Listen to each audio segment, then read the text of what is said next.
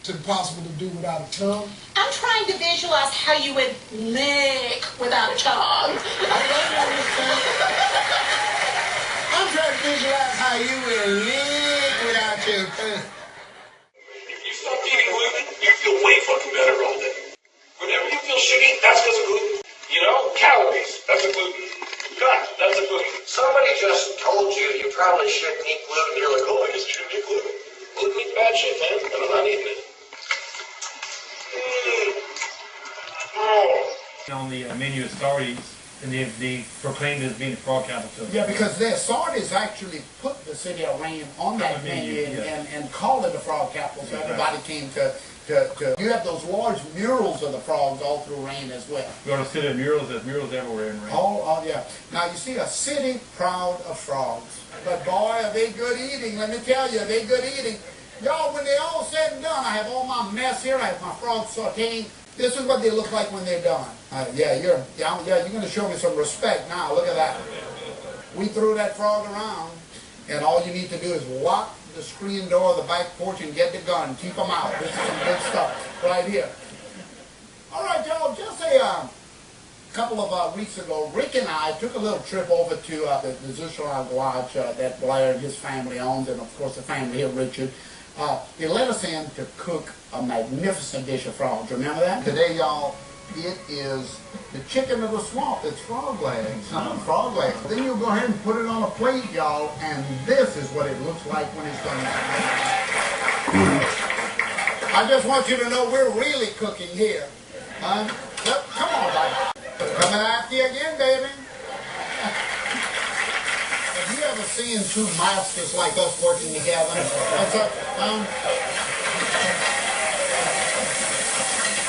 You know, as a young chef, I dreamed of one day having someone of this caliber stir my pot.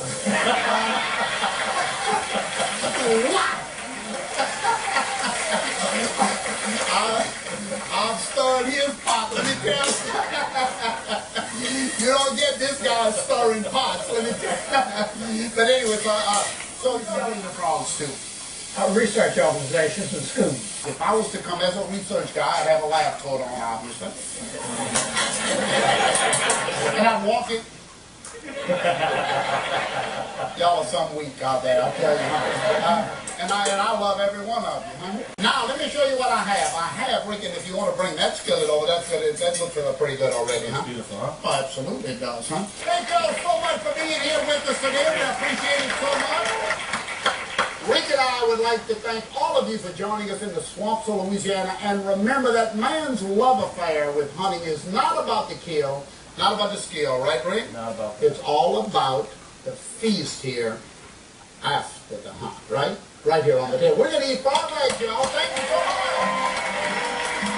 Canard à la Rouennaise, also known as duck in blood sauce, is a traditional French dish where a duck is partially roasted and put into a specially designed press, where the blood and other juices are extracted and used as a sauce. And it's considered the height of elegance. Aqueduc is Eskimo ice cream made out of whipped animal fat, often seal fat, fish, and berries, and it's been made for thousands of years, starting as a special traveling food for survival. And it can also be made with moose meat. Urechi unicinctus is a marine spoonworm eaten raw with salt and sesame oil in Korea. Pig's blood cake is a popular dessert in Japan where pig's blood is combined with sticky rice and rolled in peanuts and cilantro, and then served on a stick where you dip them in different chili sauces. Finally, after all those mouth-watering foods, wash them down with some rice wine, full of baby mice, which is considered a health tonic and supposedly tastes like gasoline. Nice to meet you. I'm Andrew. Leading today's expedition into the jungle is Haynes Cowie Clark. I feel like Robin Hood. Every 100 yards we meet a new guy to join our merry band of iguana hunters. This looks like it's the same way you clean bats in Thailand. You burn the face and the neck and then peel the skin. While the iguana curry simmers for about 15 minutes, Haynes makes some simple flat flour dumplings. Those are teeny little iguana chops. Look at that.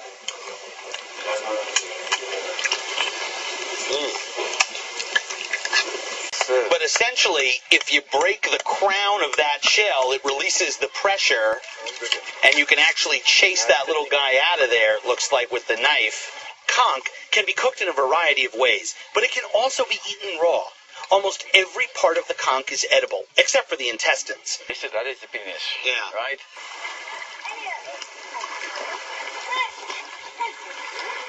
This is noodles, little bits of beef liver, fish ball, heart. But there's one ingredient that's a must.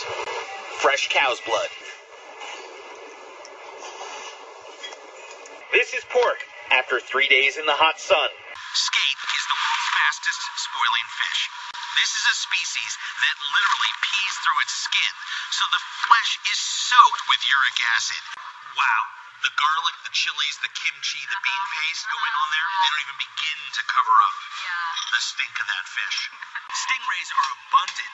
However, they aren't often on menus since the meat has such a strong smell, and much of it is considered too rubbery to eat. Now, let me ask you a question. The blood is both for flavor and because it's a natural thickener? Yeah, natural thickener. A lot of protein. Yeah. Cheers. Cheers. I know it sounds crazy, but the more that you drink blood, the less unusual it becomes, and the more you realize that there's different flavors. The fresh lamb's blood is mixed with onions, lemon, and cilantro, and will coagulate into a blood pudding within seconds.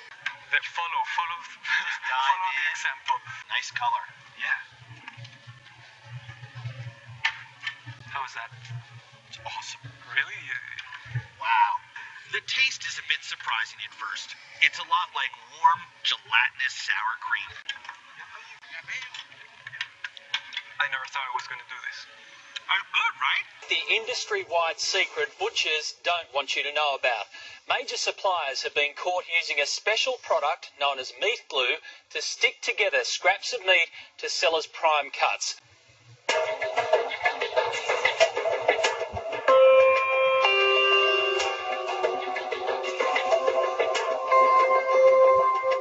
It's the meat industry's dirty secret, a way of turning the scraps too small to sell as a premium steak back into a juicy, plump eye fillet to sell for a premium price. I've just got some fine diced beef and my special enzyme.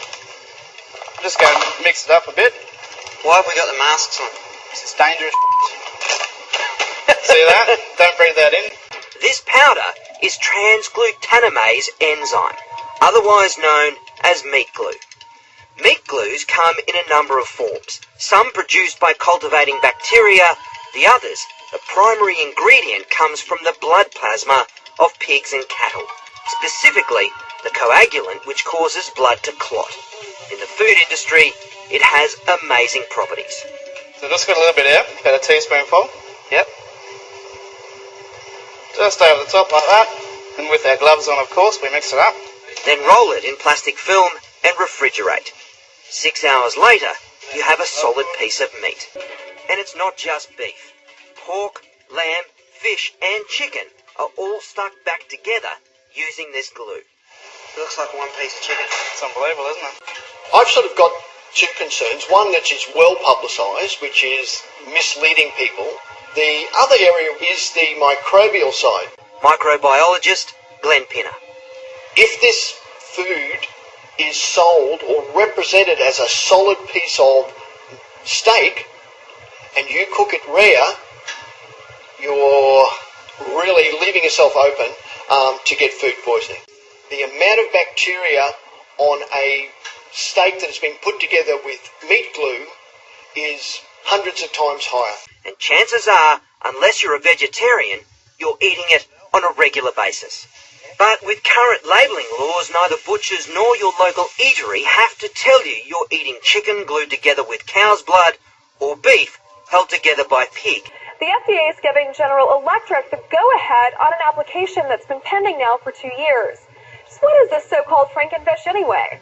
Well, it's the biotech industry's genetically engineered fish that grows twice that of the normal rate of a real fish. That means it goes into the consumer market faster and at higher rates. The lab test of only 6 of these fish showed an elevated level of the growth hormone IGH1, which has been linked to breast, colon, and prostate cancer. Without GMO labeling, consumers would not be able to avoid the new fish when it arrives in grocery stores and fish markets.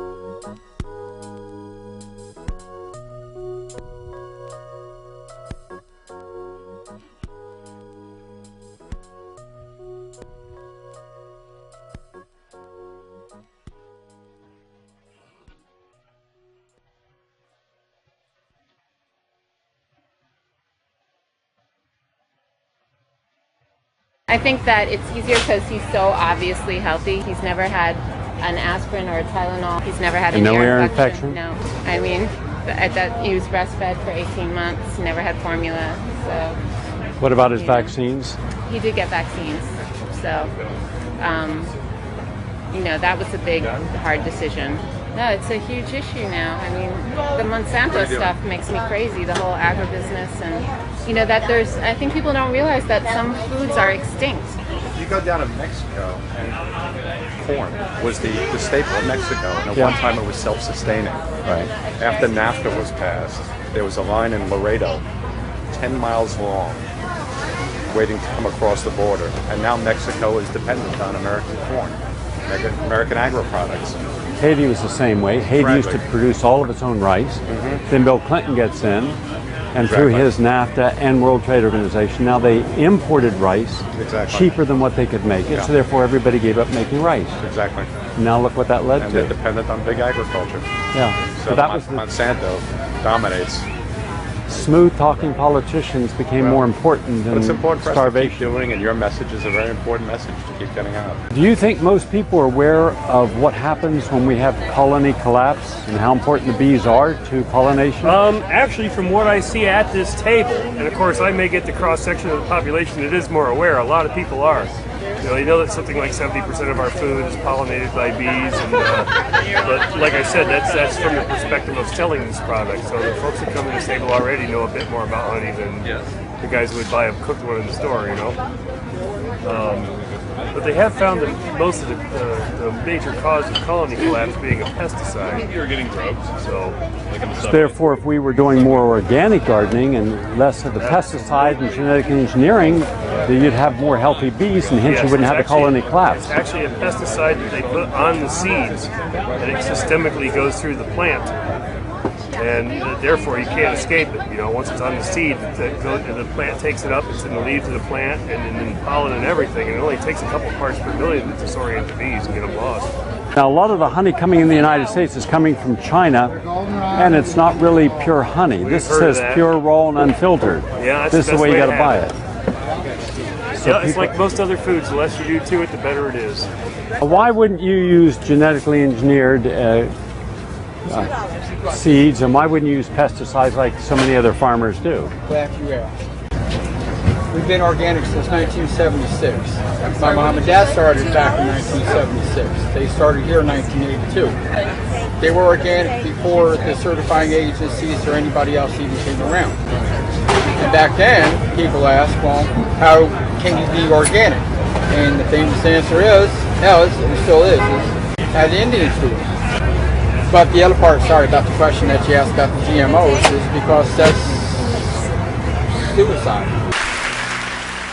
Hello, I would like to start my talk with actually two questions. And the first one is, how many people here actually eat pig meat? Please raise your hand.